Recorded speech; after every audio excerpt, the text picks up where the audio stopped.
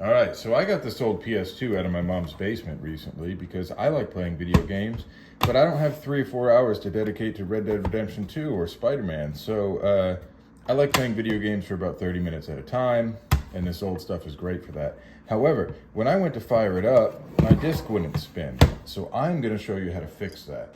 What you're going to need for that is a screwdriver, medium-sized Phillips.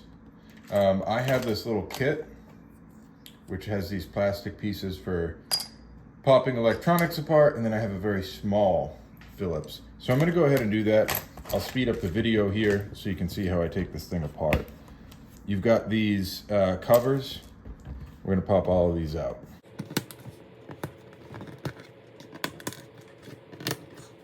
Now this one here, Sorry. This one here was covered by a sticker, so don't forget that one.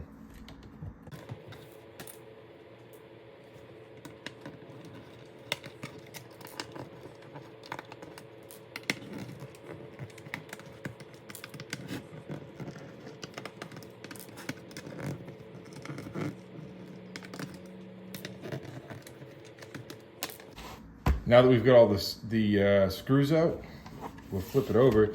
We should be able to just take the power cord out for a second.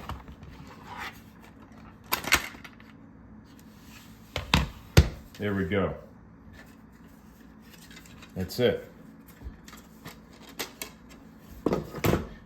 Now we can see what we're working with here. So there are 2 switches, right? And I'm going to show you how this works. There are 2 switches that sense that the lid is closed. There's one that is back here, and there's one that's here. And I'll connect you to power and show you how it works. So if I turn this on, there's no disc spinning. But if I press the sensor down, you'll see the disc spins because it recognizes that the lid is closed. And then if I let go of it, well, this one is fine, but this one here was not working. And I'm gonna put some pictures in right now of what that actually looks like, because I've actually already removed it on here.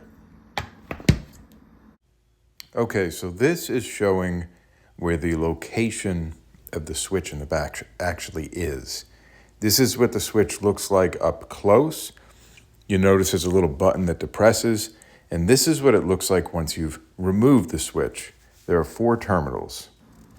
Now, so what I did was I took this little doohickey right here, and I actually got into this spot and just broke it off. And this is what's left of it.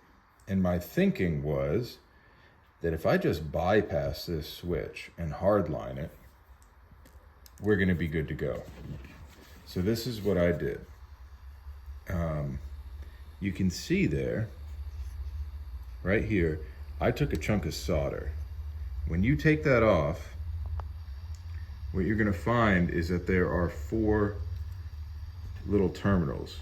One on the top, 4 corners, right? And I used my little soldering iron here, which is actually way too big for this type of electronic. You should probably get a smaller one. But I have this soldering iron here, and I used a little paintbrush. Use a little paintbrush and some flux to bridge the gap of those terminals. And then I just drop some solder on them, and now it works fine. So now, you know, everything spins as it should when the lid is closed. And that's all you got to do. It really is like a 10-minute fix if you're handy, and that's all there is to it.